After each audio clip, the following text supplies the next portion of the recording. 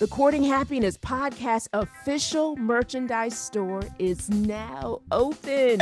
I am so happy to be able to share that with you. I'm Dr. Kortni Alston. I'm so happy that you're here. Your support makes a difference. Thank you so much for listening to the Courting Happiness podcast. You know, it's so hard to believe that we started in 2020, and because of you, we've grown worldwide in the United States, India, Ireland, Australia, the United Kingdom, and more. Because of you, we've interviewed best-selling authors, scholars, podcasters, TEDx speakers, and entrepreneurs making a global impact. Because of you, FeedSpot has named Courting Happiness one of the top 80 podcasts for workplace and happiness. Because of you, the podcast is helping people and organizations with their well-being one episode at a time. We share positive psychology, work from thought leaders, and inspirational stories that create inclusion, belonging, and the value of optimism. I'm so grateful for your support. Your purchase in this store contributes to producing the Courting Happiness podcast and your commitment to the shared mission of helping with spreading workplace well-being and a happier life.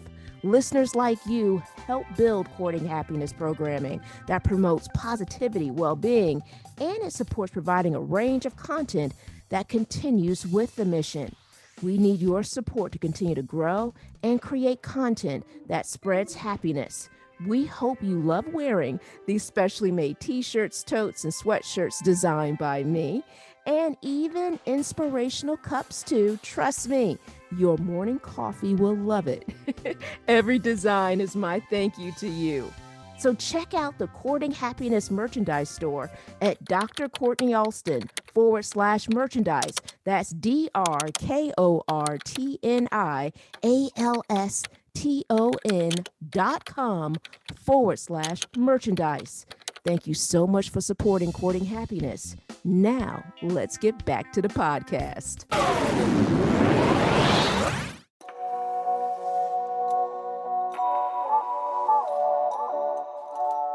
Welcome to the Courting Happiness podcast. This is a space where self-care becomes part of your day. A space where you learn evidence-based strategies to help your life, share it with those you love, and cultivate well-being at work. I'm your host, Dr. Kortni Alston. I'm a former news director, television reporter turned happiness scholar, TEDx speaker, and transformational trainer. I also understand hardships. While working my dream job in television, I lived a nightmare, suddenly becoming a young widow after 86 days of marriage. I became committed to learning more about resilience, healing, and happiness. This is how I discovered my area of research, which is positive psychology. Now I'm living my calling of training individuals and organizations on happiness. And my new chapter begins with being happily engaged. The Courting and Courting Happiness is about a true courtship. I like to say commitment with happiness. The K in courting stands for the vulnerability of sharing my story, inspirational interviews with phenomenal people, the infusion of positive psychology, and so much more. You'll learn how to commit to your well-being one episode at a time. I hope you subscribe and share. So, are you ready? Let's get started.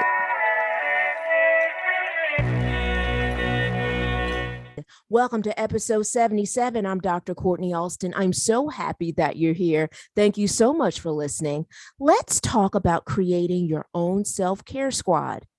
I said it, a self-care squad. And I will say this, that a self-care squad truly exemplifies squad goals. See, positive relationships are central to our well-being. And in positive psychology, our connections with others help our well-being and are significant in connecting to our happiness.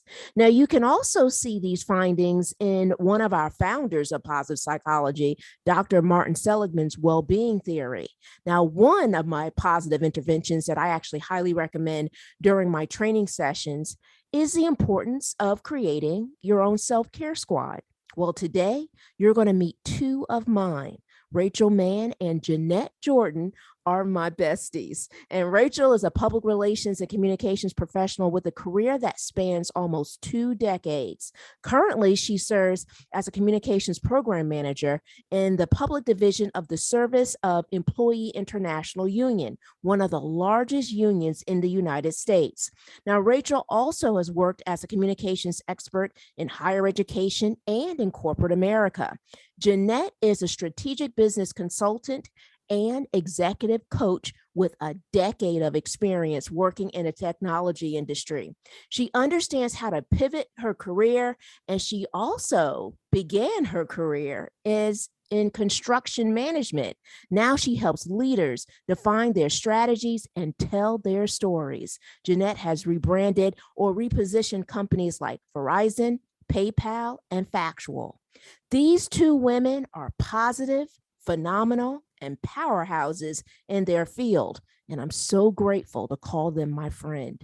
We met on the campus of Morgan State University when I worked as a news director for WEAA FM, NPR member station in the Baltimore, Maryland market here in the United States. And I will say to this day, these two have helped me not only when I was working there grow the station, but they also helped in terms of building positive relationships. Now, you're going to learn quite a few things during this segment.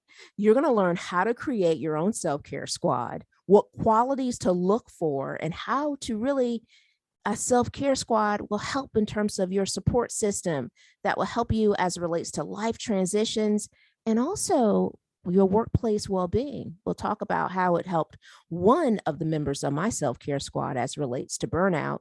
You can learn more about Jeanette and Rachel by visiting this episode page at drkortnialston.com/podcast/ episode 77. That's drkortnialston.com/podcast/ episode 77. Now, in our conversation, you'll hear our smiles and then you'll also hear our support for one another. We truly had so much fun recording this segment. You'll also hear that we're talking about having some future ones. Now, also, I want you to keep in mind that this conversation is candid and explicit. So I just want you to be aware of that. But I will say this, you're going to walk away feeling empowered, enlightened, and really inspired by these two incredible women. So let's dive in. I am so excited to be able to talk to these beautiful women that that I like to affectionately call my gorgeous geniuses. I call all of my close girlfriends GGs, gorgeous geniuses. And the beauty is that my girlfriends are also part of we're part of each other's self-care squad. And I often talk about this during training sessions with different organizations about the value of having different self-care squads and then the importance of having a self-care squad. So joining today is my self-care squad. Can we hashtag it self-care squad goals or something? Yay, Jeanette, yeah, I love it. And Rachel Mann. I'm so happy to have you guys here today. Hopefully you can hear me. I'm so happy to be here. Good. I was like, oh my God, can they hear me? Yeah. Can they hear me? So let's talk, because guys, when we talk. Like it took us a minute just to record. Because we were already like, oh, let's go back and forth, one story after another. Then every time they share, I get inspired. But I think that's the beauty of our friendship, right? So let's talk about our self-care squad. How has our self-care squad helped you? Jeanette, you want to go first? Sure. I mean, that's a good question. The first thing that absolutely comes to mind is when I was going through divorce. So I feel like this self-care squad has been essential. I had moved to a new city. I was pregnant with my second child and I started going through a divorce. And that is just really, truly emotional. It was really emotional. It can be really lonely to not have really close girlfriends where I live. And we started calling it text support. You remember that? Yeah. So we have Yeah. we have a group chat that has persisted as we have moved to different places and locations. And to me, just knowing that I can say anything at any time and really share my emotions and be supported and uplifted. I think that that's just one of the many, many ways that this particular self-care squad helped me to focus on me, helped me to, feel like my feelings and all of the changes I was going through. Those are two major life shifts simultaneously, having a baby and getting divorced. All of my feelings were really valid, reminding me to take care of myself and put myself first. And, to the second G and GG, right? Just, actually having people who are so smart and educated and really could also bring in your actual professional expertise to help me about what's going on with me. I think that that's the thing that just feels more at the forefront of my mind about the way that this particular self-care squad has helped me. What about you, Rachel? Oh, goodness. Um, our Gorgeous Genius group really has always been a blessing for me, especially because of the way we came together in the first place, how we first got introduced to each other. Um, and our group, our self-care squad, really was the core that helped me through a season of severe burnout. I remember when I was employed at a different company and was dealing with severe burnout. And I remember it was talking with you all on a regular basis, talking with this particular self-care squad that helped me to identify what the problem was. I really didn't have even the words to describe what burnout was. And I learned it from talking with my self-care squad, with talking with you two. And then this, even when I was going through my process of reimagining my career and where I wanted to be, and actually like identifying what really brings me passion or brings me joy in work. Not that the work is everything, not that the work is necessarily me, which is also what y'all helped me to figure out. But how do I show up in what type of work that really speaks to me and speaks to my soul? Jeanette, I remember having conversations with you, and that was the thing that helped me to figure out what really suits me. And so, self care squads, our particular self care squad has really been a lifeline for me, and I know for all of us. We've affirmed each other, we help coach each other, we validate each other. Our feelings are real, even when we feel like we're going crazy. That is such a safe space. And I know that it's not common, but goodness, if we could replicate this and sell it on market, retail, it would fly off the shelf. Yeah. It's interesting. I love that you said that in terms of it not being common, right? Because this is what I love about this conversation, because I think it's such a great way to create this ripple effect to start making it more of a normative for other individuals. Because one of the things I will say, as relates to my experience in regards to our self care squad, is how safe I felt. Because I love what both of you shared and what Rachel just shared in terms of like that lifeline. But I always Yeah. felt safe to be able to share and to be able to share without judgment. And I think what's so important, and I always share this during training sessions when people are thinking about building their self care squad, and I always qualify as one thing I love about positive psychology. It's not just relationships, positive relationships. And these two women really Yeah. exemplify positive relationships. So you two are exemplary as relates to empathy. So how do you even begin to process information and to have such a high level, because you both do. You both have a high level of empathetic understanding. How are you able to do that without coming in and this is me sharing the fact that many of you may not know I have my PhD from the University of Florida. One of our notable alums happens to be a Bob Vila from This Old House, right? I love Bob Vila. He would Oh fix yeah. everything, right? But the thing is, it's like, how do you go about being highly empathetic without thinking about I need to fix you? Mm.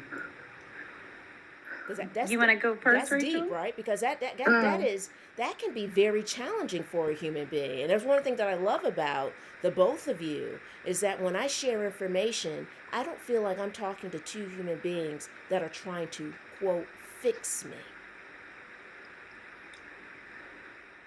That, well, I think it's incredible that, the way our lives came together, that God would see fit that he would bring three empathic women together in one space.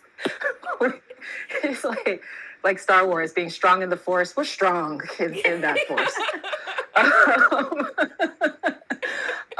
So we were able to come into this space, and I think because we all come in giving what we know, also what we need. Mm-hmm. We know that when we come into this space, we're not necessarily asking for the women in this space, that all of us to necessarily fix it.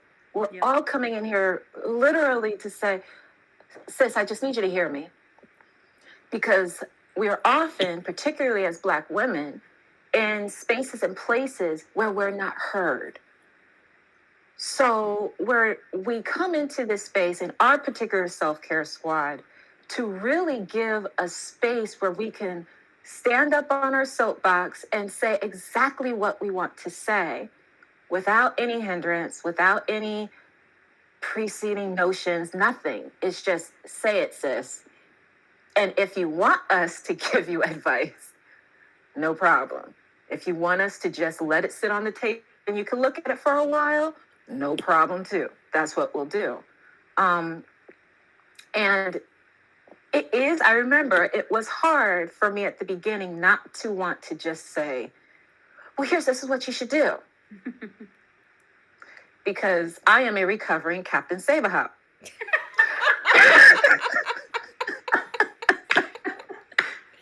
Flat out. So I mean, it was like trying to pull that back, like rein it in, Rachel. This is not what's needed, and also feeling comfortable in that. It's that's where it was for me. We were flexing that muscle, and we all were flexing that muscle together and learning how to strengthen that muscle for each other's benefit. And also for others outside of our self-care squad. Yeah, I think people have been benefited from our self-care squad. Go ahead, Jeanette. I love that so much. I think for me, one, you all are so smart and brilliant and capable. I don't come into this circle feeling like you need to be fixed, right? So, I mean, I think that that's one thing. I have such a high level of respect and admiration for you. You aren't people who I think need to be fixed. I think I want to underscore something else Rachel said. I am such a fixer and such a problem solver in so many facets of my life. Like the self-care squad is where I get to take off. I call it my superhero cape. My therapist used to always say, put your superhero cape in the wash, right? So it's like fixing is work for me. And so, my self-care squad is where I kind of get to take off, work. And I don't like being fixed. I think, for me, this is one place where I feel like thinking about how I want to be treated is beneficial because I don't like being fixed. I like being heard, seen, and validated. It's not that I don't know the answer. I need a safe space to vent because I think Rachel hit upon it. There's so many places where my voice isn't heard or it's diminished or it's undermined. And that on its very face is exhausting. So it's not that I don't even know the answers or know how to move forward. And most of the time the answer is rest. Rest, sis, rest. Like even if you don't know in the moment, right? If you rest, you will get clear and and have a path to move forward.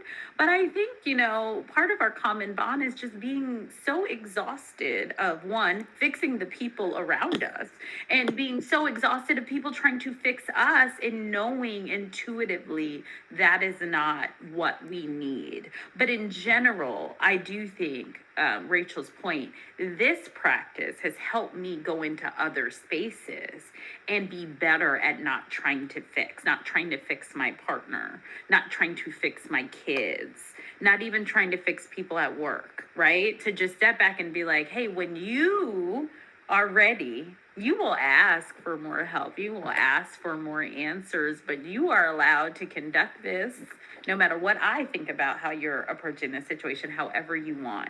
And so I think that this practice has actually been very transformative for me to also release the burden that I need to fix everybody else around me, and give me permission, which I also haven't had a lot of, to focus on myself. And that has been a really, really great treasure.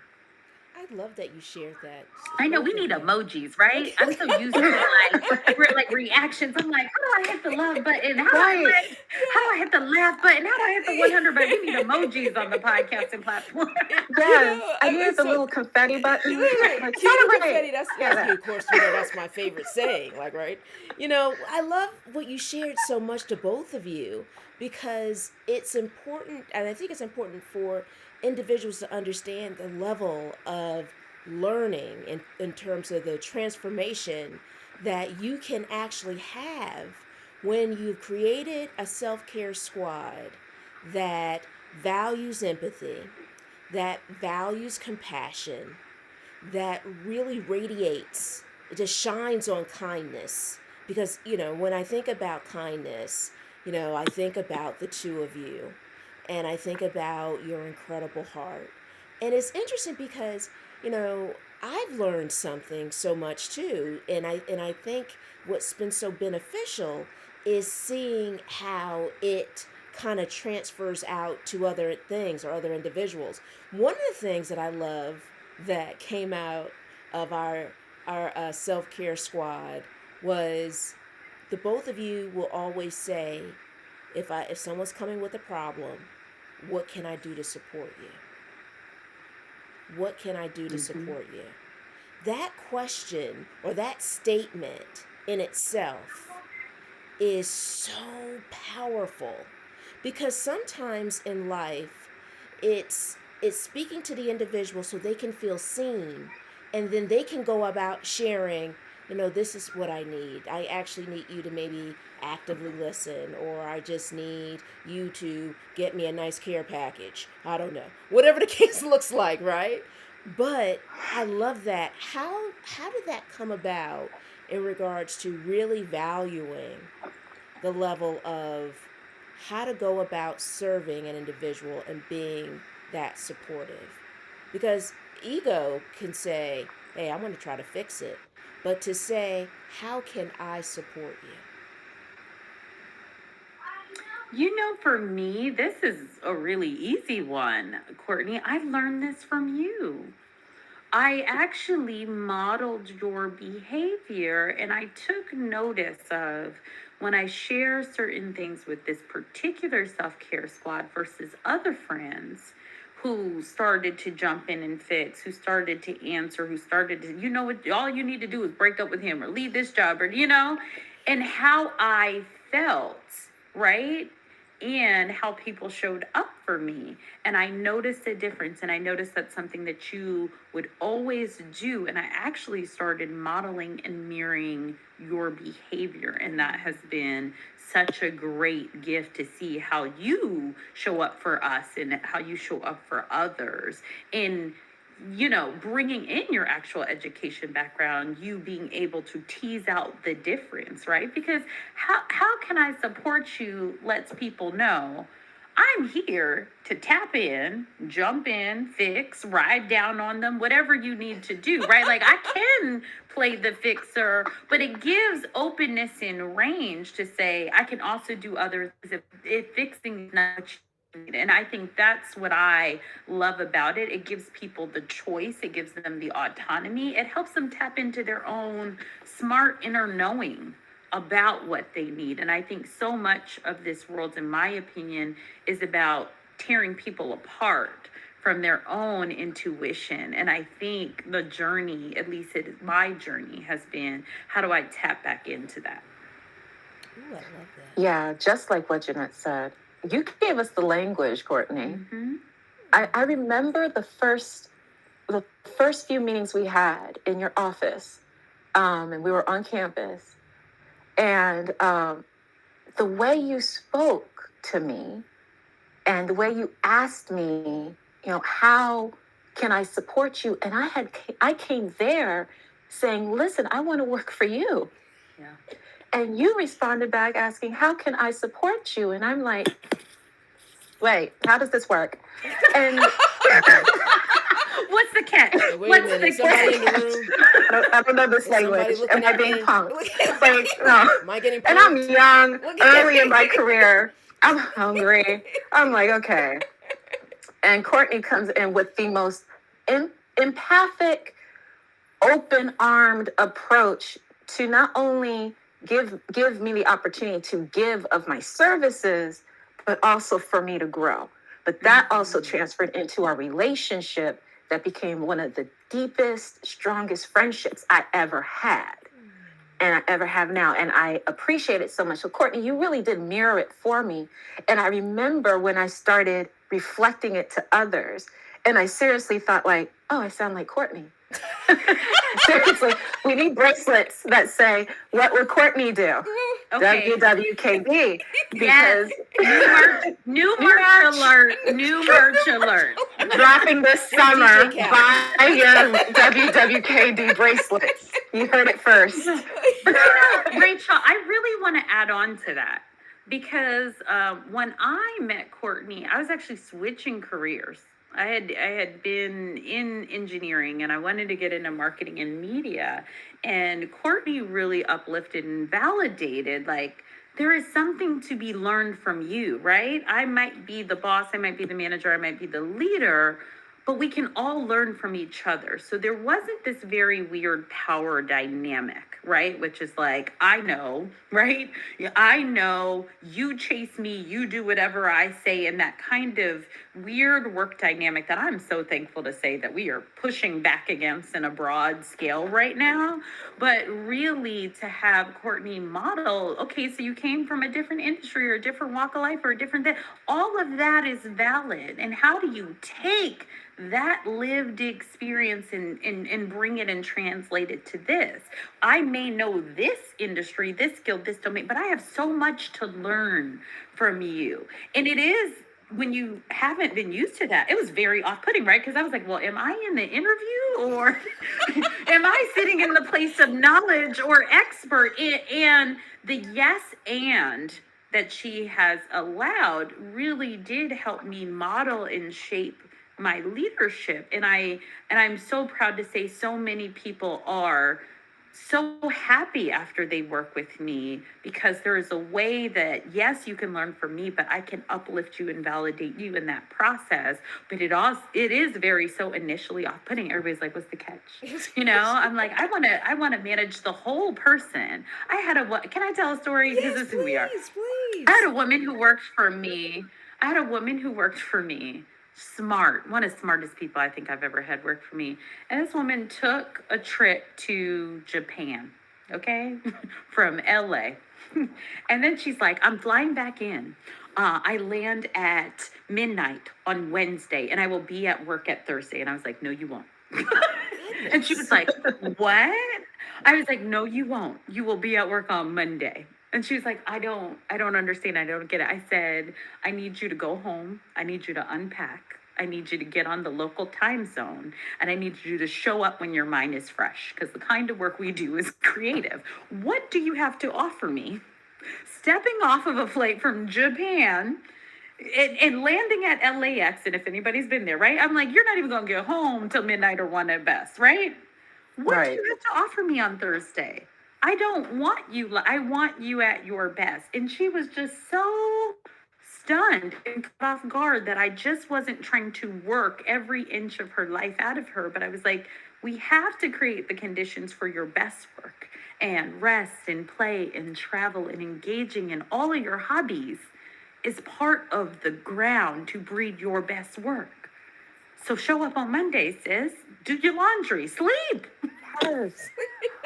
Oh, God bless you. Oh my love goodness. that. Well, you know what's so interesting? It's so real. It is, because it's so important as leaders. And I share this often that, Mhm. you know, when you're developing a compassionate organization, right? You have to think Yeah. about really how to start within yourself.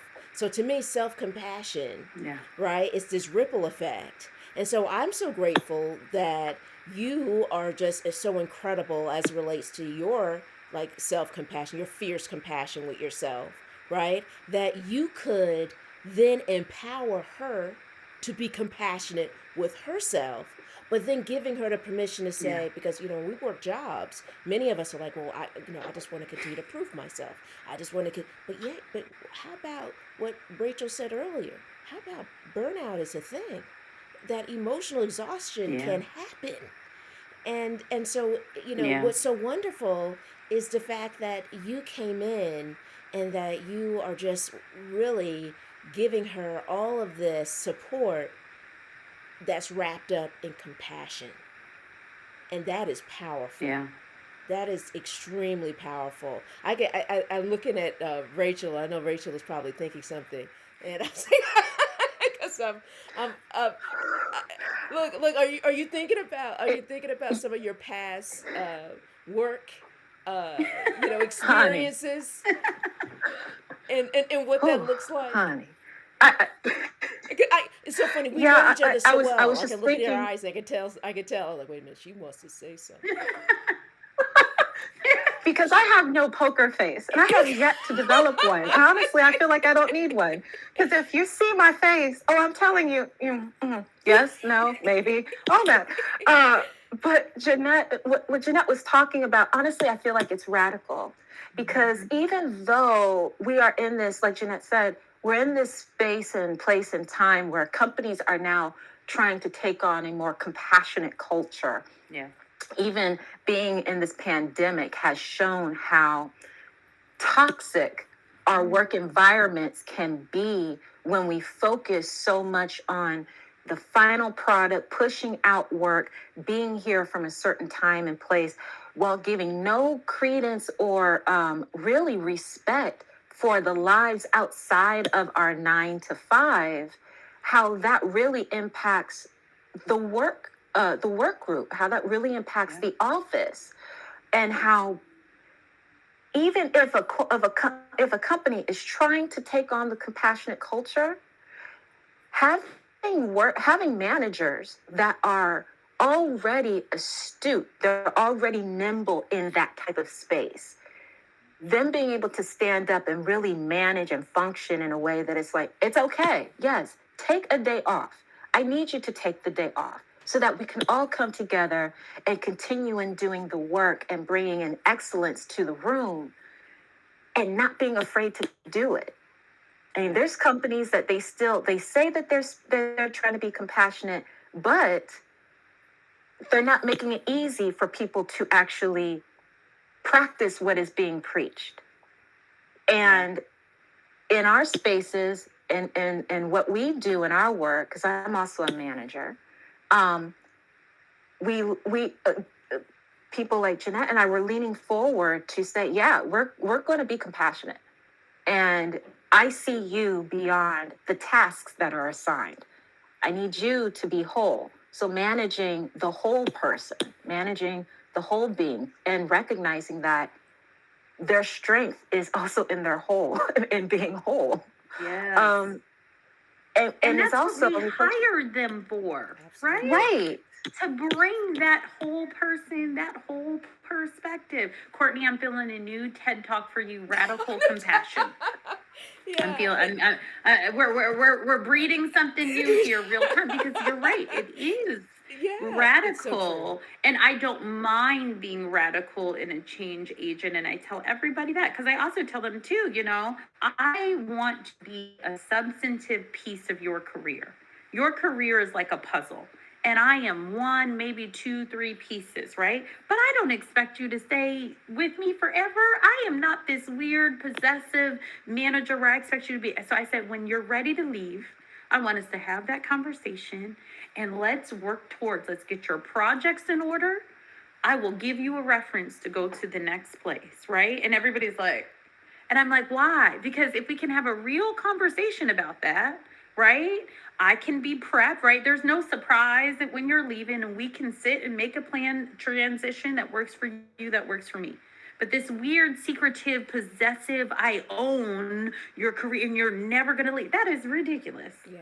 And I tell people all the Right. time, I have barely been at jobs for 24 months, okay? And I always quote this advice from Kortni. And I used to think it was so shocking, but she said, I plan for my last day of work on my first day of work. And I was like, oh, like when she first said it to me, I was like, how dare you? That just seems so shrewd.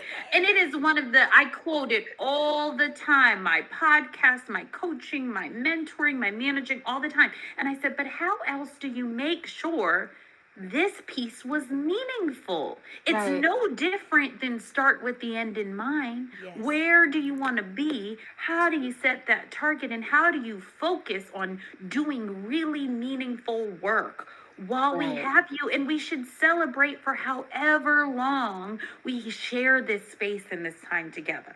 But I don't own you. I don't control you. I don't understand that philosophy to management, but it's really radical.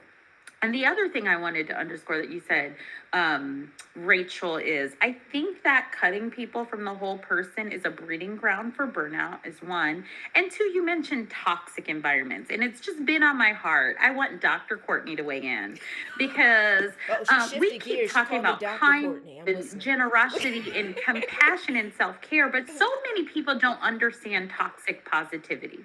And I really want Dr. Kortni to weigh in on what is toxic positivity and how can people know the difference from what we are talking about versus toxic positivity? Because people get caught up. It's positive, it's sunshine and rain, but no, there's some toxic strains of positivity, and that is not what we are talking about here. Yeah, it's interesting you say that because I had a training session probably about a month ago, and a participant asked me about toxic positivity.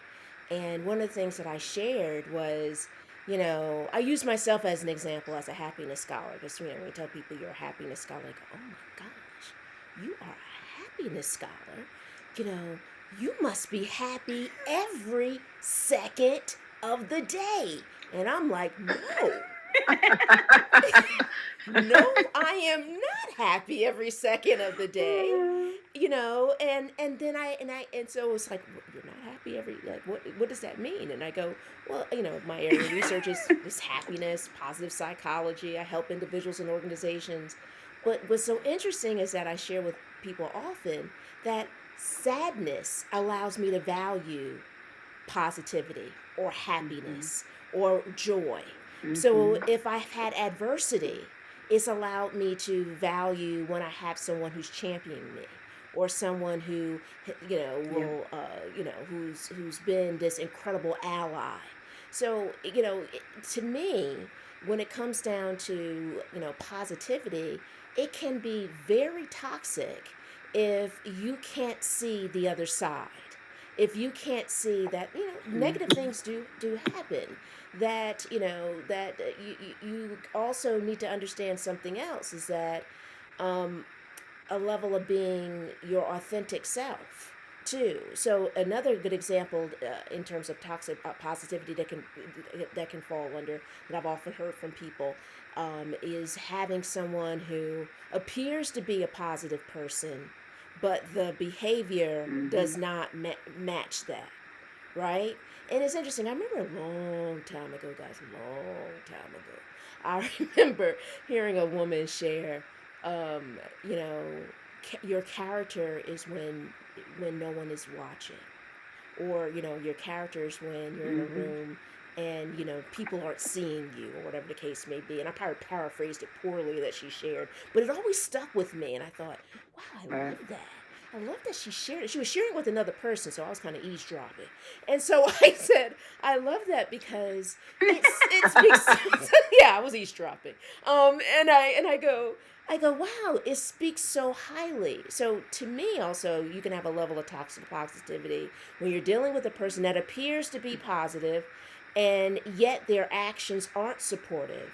Yet they're not really trying Mm-hmm. to think about how to serve the individual. But yet maybe they can give a great pep talk to the group and it sounds great. But then when you get into their office, you don't feel supported. You don't feel that the person is on your Yep. side. You don't feel that they can see other dynamics outside of the warm and fuzzy. Because work is just like life. Negative things can happen. One of the things that I Yep. loved in business school, and Jeanette also has, an MBA. And what I love so much about Jeanette and Rachel, because Jeanette brings in marketing and the power of business, and then Rachel brings in the power of business and communication. So when I talk to these two, I'm just talking to two powerhouses. It's just an amazing dynamic. But what's so beautiful is that is being in a leadership position where people can see that. And sometimes you can also, have someone who is may appear to be one thing or one way, but their actions are Mm-hmm. proving differently. So there's so many different ranges that, we could focus in as it relates to levels of, toxic positivity. But what's so important, and this is what makes our group so powerful to me, is allowing someone to be seen, allowing the person to be heard, and letting them understand that it's okay that something Yep. has happened. That it doesn't mean you're a bad person. Doesn't Right. mean that, you are your mistakes, right? Mm-hmm. Especially depending on what's happening here. But it does mean that this is a learning moment, right? So I think the real toxic dynamic to all of this is not having a growth mindset of understanding how I can continue to build and grow and evolve, opposed to this is the way we've always done things. We're going to stick to this way, and we're not going to really develop and evolve.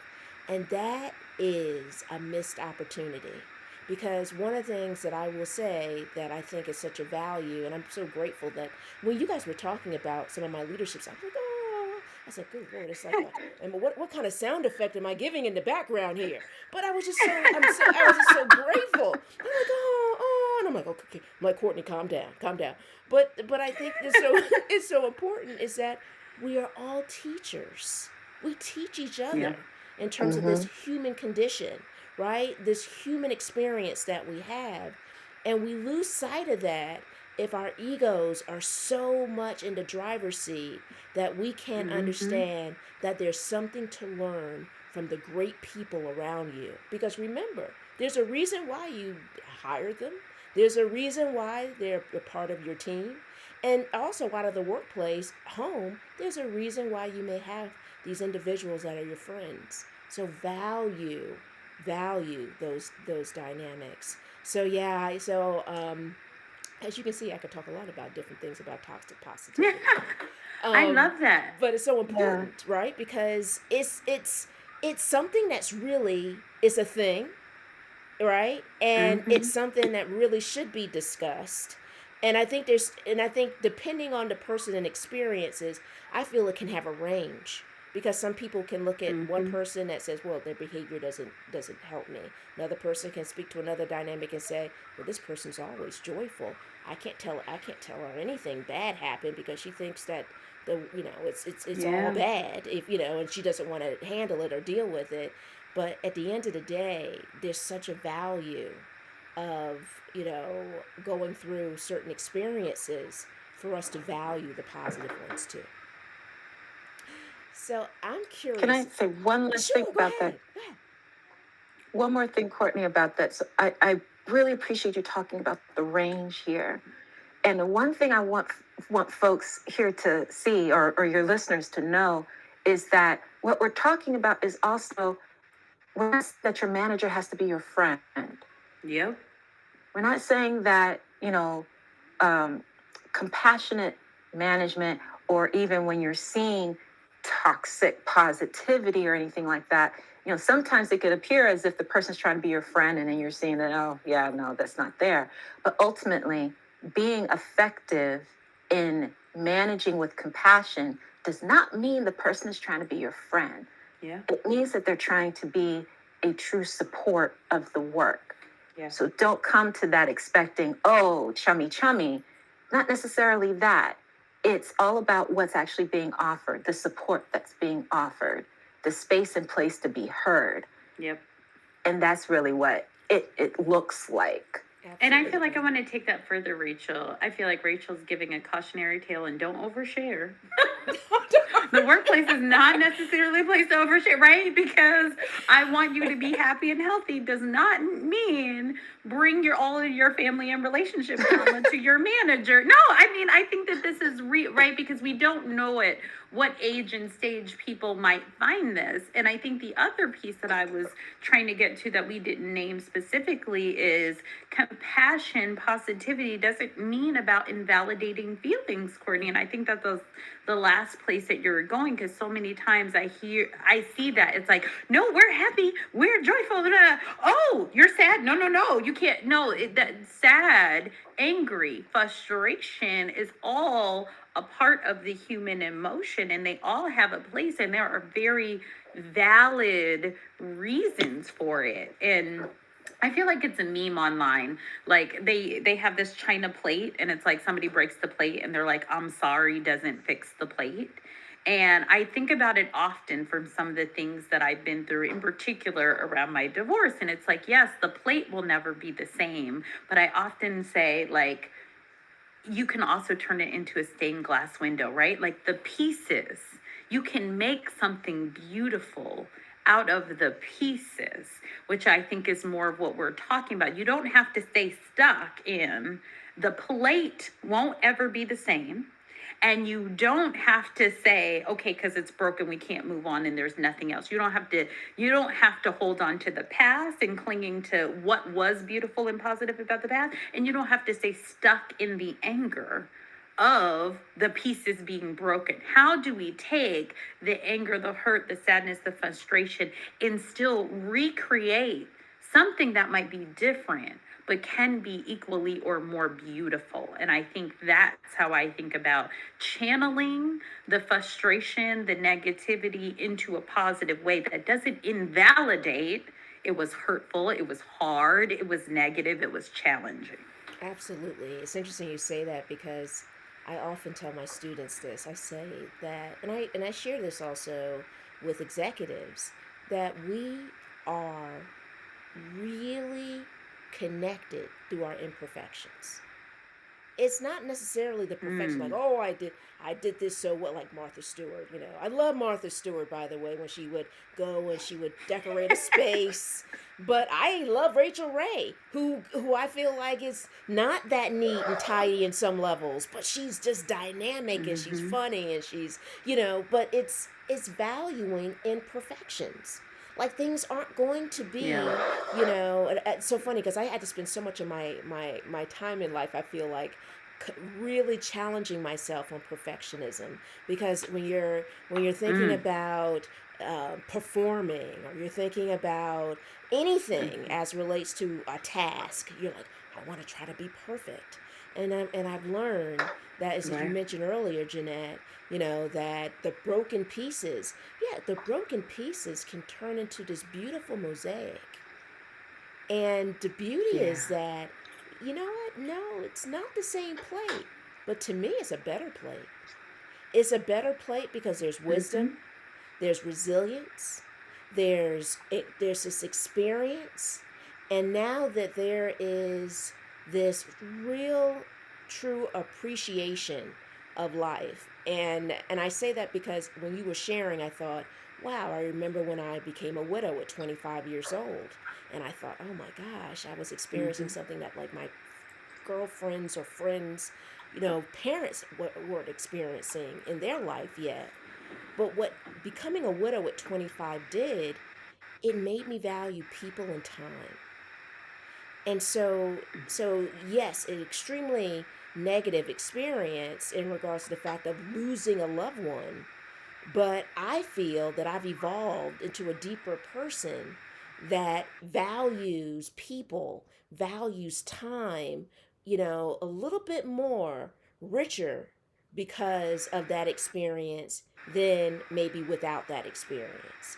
So it really goes back to, how we see things and how we view things. So I'm so glad you talked about that mosaic, because I'm like, wow, that is really, really, really powerful. I'm curious about something else, and as you guys can notice, we love talking to each other, right? I'm sitting here laughing. I'm trying to control myself. These are my girlfriends, I so know. so I I'm literally just taking my hair down. It's one of those beautiful moments. But these women are powerhouses. I remember talking about the two of you. I think it was in an episode when I was interviewing Catherine in her book, The Awakened Company. And I was talking about the value and the power of my incredible friends. And I was like, yeah, I know I'm qualifying it because they're my friends. And I'm saying, but no, they're my friends and they are incredible because you guys are. So I am curious about your support system, that you've created that is outside of our support system, because your executives, your mothers, right? How do you go about having the time to create that? And what do those other support systems look like? Because our support system is literally like a 24-hour, uh, you know, 800 number. It's like 1-800 self care squad. It's true. It's true. but it's happening via text, or via Google Hangout, right? Yeah. So how do you go about doing that? Right. Because some women and some individuals might be thinking, well, I don't know if I have the time. How do I go about crafting that? So how do you go about crafting it? Because you just it's just not this one group, right? It's just not this one squad, so to speak. Yeah. Rachel, you want to go first? I was gonna Oh, I can. I can. go ahead. I just heard Michelle Obama speak in February, and she was talking about the section of her book and Retreat, if you have read it. And she was just like, if I, Michelle Obama, First Lady, mom, job, husband, can find time to intentionally, and I love that word, intentionally invest in my relationships, you can too. This is an imperative. It's not a nice to have.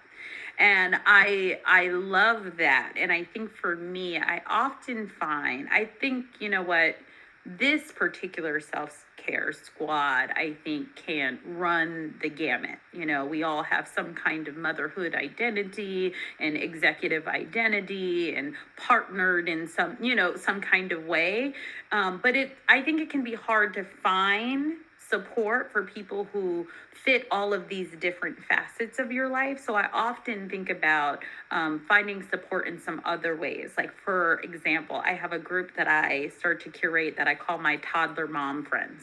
Right? We are going through something specific as people who have kids between 0 and 7 in a pandemic, right? And so I did a birthday brunch with them, and I was like, I just want to be around my toddler mom friends. It's not a diss to anybody else, but it is much more of, these are people who know what I'm going through and can understand, and I can be really authentic with how hard it is or how frustrating it is. And that doesn't mean that I don't love my kids deeply, and they can trample on that last nerve that you have, right?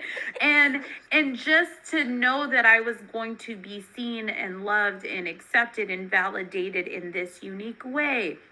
I'm a part of another group that just, aggregates, C-suite, VP suite executive women, right? They understand the challenges of, I have to lead and people expect expects something from me, and to have it all together, and I don't have the answers, and I struggle with imposter, and I have too much on my plate, right? So for me, thinking about the different areas, identities, facets of my life where I may need support, and I intentionally start to curate groups that can do that. I'm a part of one of the many things I do is leadership and development coaching, and I'm a part of a coaching group. And part of what brings us together is just the value of vulnerability. People who you can just be deeply honest with, and we curate a community about that. So when people ask me how I'm doing, I don't have to go into I'm doing this, I'm doing that. I'm like, it is hard. I am struggling, right? And everybody's like, oh, I've been on a journey to figure this out myself, and it's taken years, and those feelings are valid, So I think really thinking deeply about kind of what you need, how you identify the areas where you need support. And I want to borrow from who is my best friend in my mind, Michelle Obama, and suggest that you be intentional about creating those relationships, because listen, those are the things that are going to fill your cup and help you start to fight burnout if your cup is filled, so that you actually have more energy and capacity to show up how you want in these various ways. So that's how I think about it. Oh, and I love that, Jeanette, because people often find, or as women, we could find it difficult to really hold on or really lean into what makes us us. What is our identity? Yeah. We can have the tendency that, like, for example, if you're a mom and all of a sudden you've lost yourself because you are just focusing on being a mom, and your whole identity, the prism of who you are has turned from a rainbow to one color, and you're just focusing on being that person.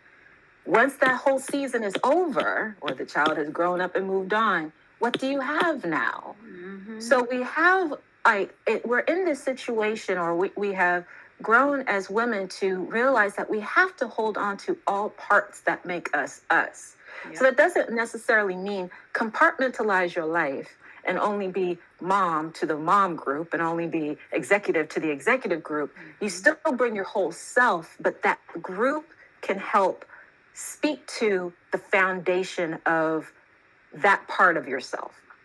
Hi, mom, who is in the C-suite. Mm-hmm. How can I support you in this space? I often think of it as you're building a house of networks. It's a house. Mm-hmm. And each group or each part of yourself is a room, a large, beautiful, ornate, wonderfully decorated room. But you have to create that space, curate that space, find people that can meet you in that space. Mm-hmm. For me, it's not just being a mom, it's also being a wife. It's mm-hmm. also being in ministry. Like, how do I find myself, or how do I find support being in ministry, but then also being a manager and working in a high-powered job? Mm-hmm. How do I navigate that? And even another interesting room that I started building and curating and now having like this network of amazing people is, it relates to skating, roller skating. I was going to say that. I was going to ask you to share that. That room has confetti flying out every time I walk up to the door. Music blaring, it's fun. So important to, like you said. First of all, it was so poetic.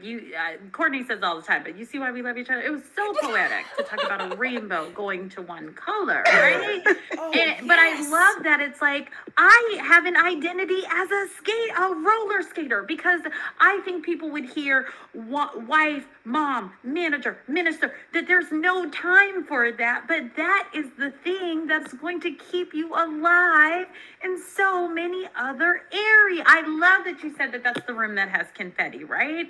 Because that is going to think that helps you keep the spark and the color that you intentionally make time for. And if you guys haven't seen it, find Rachel online. Her roller skating around with flying colors in the air it's everything. Get your life. I'm just saying. Yeah, like Kortni said, she's my friend, and it will get your whole life. You know what I'm going to do? I'm actually going And to add. I'm it going to keeps you. embed some of Rachel's posts. I'll embed a post. I won't put that much pressure on you, Rachel. I'm Yes. going to embed a post of your That's fine. I don't skating care. brilliance, which I'm going to call skating Yeah. magic. Actually, I think it's magic is even better. Yeah. But yeah, I'm so glad you shared that because I think it's so important to see that range, right? Because you can easily The put yourself importance in a of box. play. Yeah. So I'm so Yeah. glad. The And you importance be of intentional. play. Yeah. So how did you And you find can be your intentional in skaters? all of those rooms. Yeah, well, yeah, I love it. that's I, another I, valid point. But I'm curious too. How did you? Because somebody who's listening is saying, wow, okay,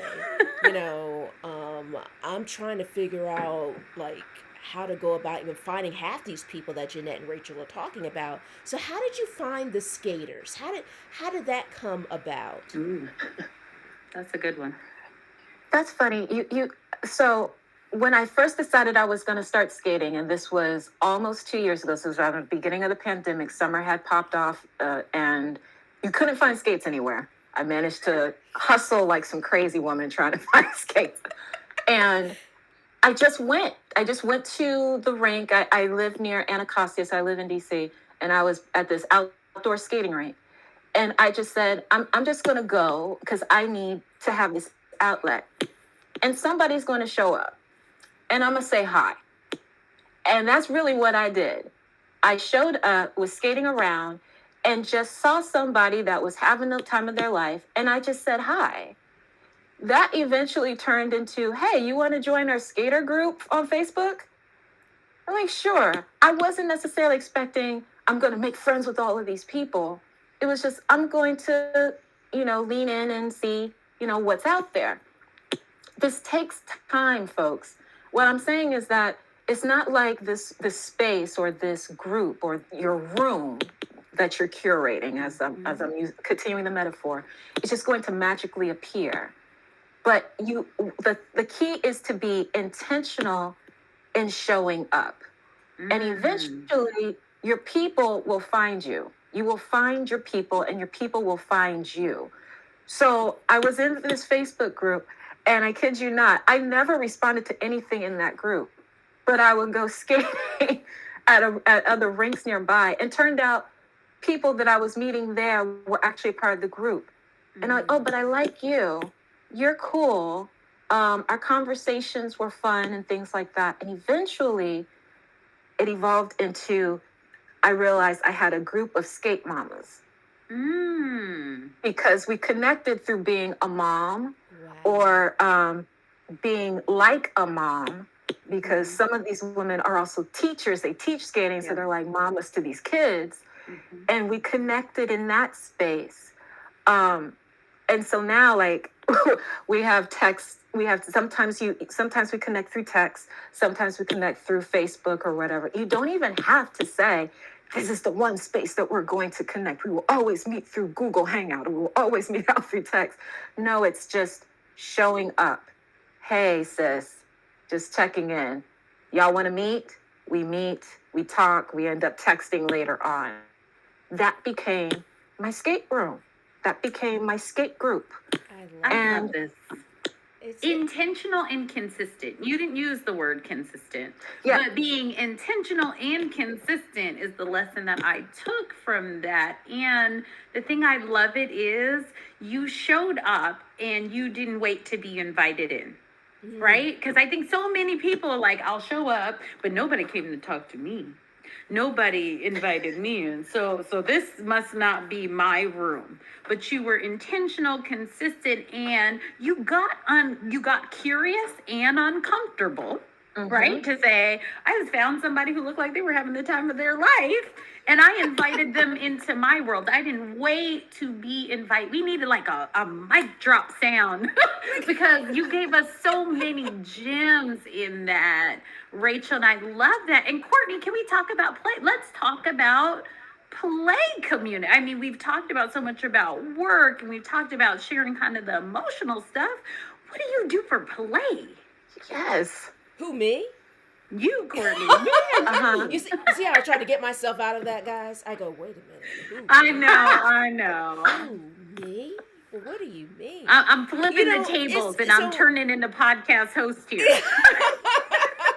Well, it's funny because I remember having this podcast with with Lisa Tahir, who is also a host of an incredible podcast, All Things Therapy. And I tell you that, she and I had such great banter back and forth of sharing. So this is reminding me of this. But when it comes down for me for play, see, this is interesting. We're an interesting household here. So, here I am. I live in a household. It's me, and it's my incredible fiance, and also my incredible bonus son. I like to call my future stepson. He already calls me a stepmom, even though Ken and I are engaged, and so I call him my bonus son. We live all things media in this house. So my bonus son is majoring in media, and he's graduating in a couple of months in May. And my fiance, for those of you who may know, I talk about Ken all the time. I think I probably talk about Ken. My students go, "You talk about him so much." But we love Ken. Yeah, I'm like, and look, look, yeah, talk about it. So Ken is an Emmy award-winning journalist. He has 3 Emmys, and he's an award-winning photographer. He has a Edward R. Murrow Award in photography in news, and so our downtime is actually producing content or recording something or editing something or creating something, and we love it. I mean, to the point where for Ken's, I forgot the last holiday. Oh, it was Christmas. So for Christmas, we're opening up gifts, and I go, Ken, he's opening up his gift. Oh, wow, she bought me sunglasses. And I'm like, but these are not any sunglasses. And he goes, what do you mean? They're Ray-Ban Stories. So you can shoot video, take still pictures, listen to your audio. And so, I love it. So this is what we enjoy doing. We enjoy, just creating content. That's like our happy place, And so I love Kortni so much. And I'm gonna give you a graphic to share from one of my favorite books, The Intersection of Should and Must. In The Intersection of Should and Must. And she talks about Picasso's life and studying Picasso's life. She's on this career journey to kind of find more fulfillment and happiness. And she talks about Picasso's life in a metaphor of paint blobs. And so she's like, I thought his work life was this color and this color. But the more I studied, his work and his life blended. And what if we could all do that and find the intersection of our happy place where work and life starts to merge? And I feel like that is just your family. And I think that that is so cool. And I think that that's so okay. And then a note on Ken. You also have to share this with our podcast. Can we talk about how Ken, on the spot, gave us the best lighting for the best friend selfie for Kortni's birthday party 2 years ago? And we have to share, just on the light, using a phone to light a phone. Okay, so we love Ken, okay? Yes, we love Ken. He is that guy. Give at us that diva lighting on the spot. Okay. Ken does not play when it comes down to lighting. He's like, wait a minute. No, he does not. I've seen him at our journalists, because we actually met through our journalist association. So, so that's another dynamic, is leveraging these professional organizations. I often tell people, when you're thinking about developing your support system, to think about leveraging, these professional organizations that you may have within your industry. And for us, it's the National Association of Black Journalists, which is really more of a family, for the both of us. And Ken actually serves on the national board of the organization. He's our vice president of broadcast. So it's interesting when we were in person. We're going to have our next in-person conference after, I guess almost 2 years now with the pandemic. And so before the pandemic, he would go around and he would see anyone just taking a selfie. He was, and sometimes he'll say, you need a light. And then sometimes he'll just go and just flash it just right there for them, but he's that guy. I tell him all the time, I'm like, you are so kind. You wear kindness. And I often tell him, I say, if anything, kindness is sexy. And because he exemplifies that. And I think we don't talk about New kindness merch, that new way. merch. New merch. New merch alert. Kindness is the new sexy. I am the one with the MBA. I monetize everything. Can you tell that her background is marketing, guys? Like, wait a minute. She even talked about at the beginning of this conversation, if you caught it, how we originally branded ourselves as the tech support. I love how you talked about the evolution because I forgot about that. I was like, that's right. That is a perfect description for what we have, though, the tech support. And we weren't afraid to rebrand ourselves. See? Growth. Listen. We didn't just live there saying, this is tech support 2.0. Like, no. We grew. So, guys, I could talk to you all day. And I know that these two women have incredible calendars. And I'm so grateful because for the longest time, we talked about doing this episode. I am so grateful that we did. I am looking forward to another one because this is too much fun just to have once. So I'm looking I feel like we need like a quarterly or a biannually self-care squad check-in on the podcast. I feel like a self-care squad check-in. I love that. I honestly, and matter of fact, I love that. We should have people write in for their self-care check-in questions. Yes, I love to ask the audience what our topics should be. What do you think we should talk about next? Because we hit a range here. We talked about, of course, the value of the self-care squad. And we also talked about what that looks like in terms of work. And we also talked about the value and the importance of compassionate work. So I'm curious to hear from all of you, the Courting Happiness community. Let us know what you would love to hear more of. So look, I know I have to wrap it up very soon. So I just have two more questions. So the next question is going to be this. For those who are listening, who are saying, okay, all right, I know where to go. I think I have an idea who I want in my self-care squad or squads, right? Not doesn't have to be singular, it can be plural, right? But we love that diversification. Share with them what some of the characteristics should be, because we don't really have rules, so to speak, or maybe they're rules that we don't really. It's like they're like unspoken, but share with them some of the characteristics, or I guess we do kind of have some informal rules in a way. Of the group. What does that look like within our group that they can learn from for themselves? I'll start, Jeanette. Take it from here. First off, be present. Ooh. If the person that you're talking to in general space and places are not present with you in person, they do not deserve to be in your group. Be present. Powerful. Be nimble, and be intentional in communicating. So, and here's the thing. Sometimes you will realize that the people that are in your group, that somebody in your group doesn't necessarily fit, or that your group needs to change a little bit. That is okay. Don't be afraid of it. It's just like as you grow and you get better and you evolve, you realize that you need certain things or you need different things. That is okay. The group is not static. Find somebody or continue to engage with folks that then speak to the needs that you have or speaks to the place where you are. You'll eventually see that the group that you started with is not necessarily the same group that you end with. And that is okay. All right, Jeanette, go ahead.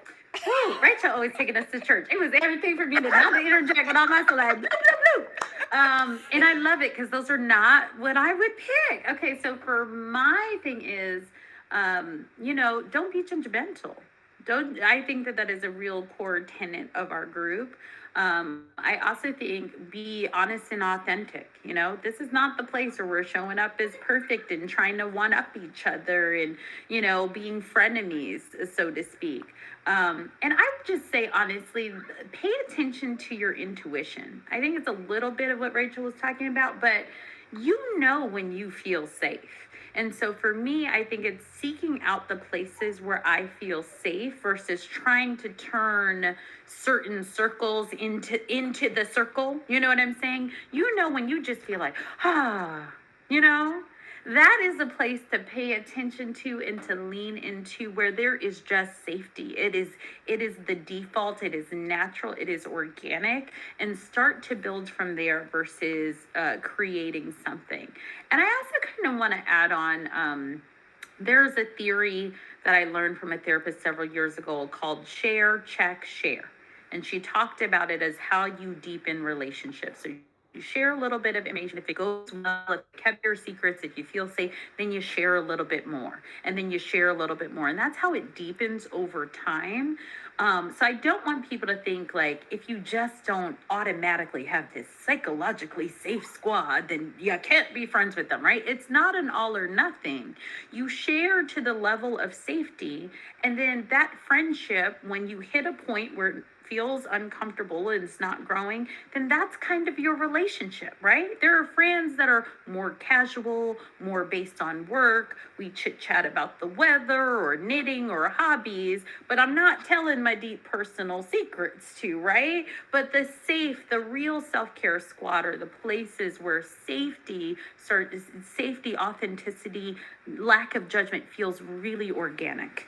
Absolutely. I love that. You two gave some great, real, true, vulnerable, authentic, recommendations in regards to what a self care squad should look like, can look like.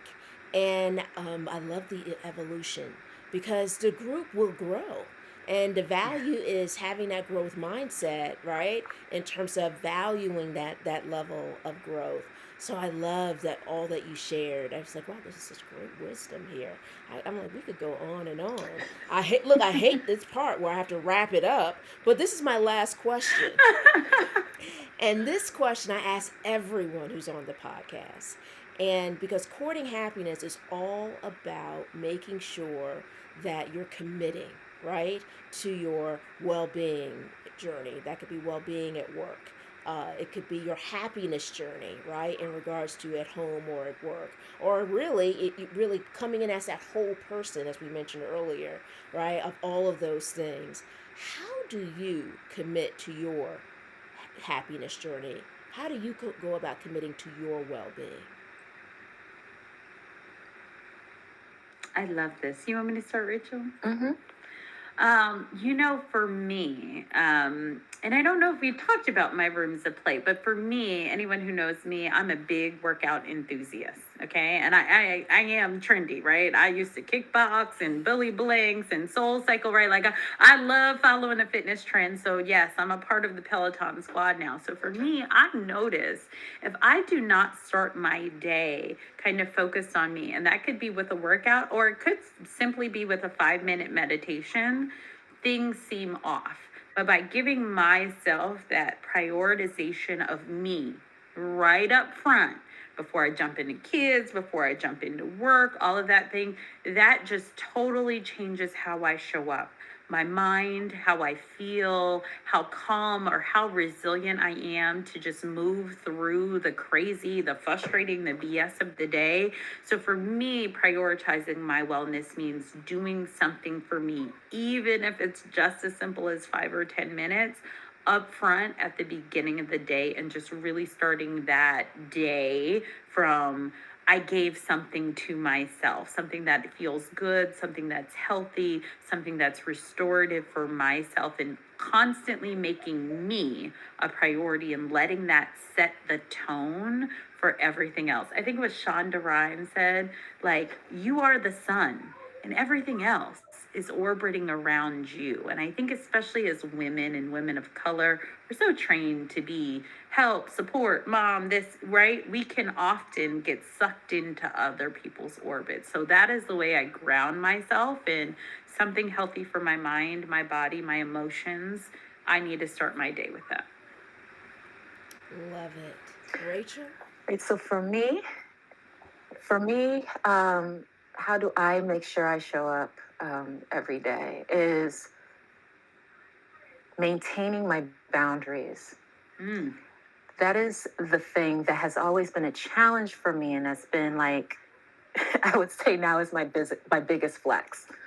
That wherever I show up, I will maintain, and I've told myself I will respect myself, by maintaining my boundaries, whether it relates to my time, my energy, my talent, respecting that, because ultimately I know that if I do that, I will have enough to give to those outside of me and also inwardly for myself. We have a tendency to overextend to the point that when it's time to be with ourselves, to be alone with ourselves, or even to be with our family, there's nothing left. And that has been the source of some of my biggest pain, some of my deepest pain. So for me to show up every day has been, in order to ensure that, I have to exercise honoring and respecting my boundaries, and then making sure other people do that as well towards me. Wow, so I love powerful. that. I love it too. You guys are just incredible. Thank you so much, Jeanette and Rachel, for being on the Courting Happiness podcast. And honestly, thank you so much for being part of my self care squad. You two are truly, truly phenomenal women, and I'm so grateful for you. I love We it. I love do have to you. say, boundaries is a flex. I also need that in the merch shop. Boundaries is a flex. Girl, this I this need that. merchandise store we're has just gonna grown. get you right, okay? We have a It's whole grown. line. Let's continue this conversation online. Email us at podcast@drkortnialston.com. That's podcast at drkortnialston.com. Join us on Instagram at Courting Happiness. Don't forget, that's courting with a K. Also, I hope you join our private Facebook community. You can find us at Courting Happiness Podcast Community. Our private Facebook group is a safe haven to share, meet more people looking to build positive relationships, focus on well-being, and create a happier life. Now, are you ready to spread happiness? We hope you subscribe and share this podcast with your family, friends, coworkers, and all the important people in your world. We release a new episode every Thursday. Congratulations on your continued commitment to your courting happiness journey. Thank you so much for listening. We want you to be well, be happier, and be kinder to yourself. We can't wait to see you next week.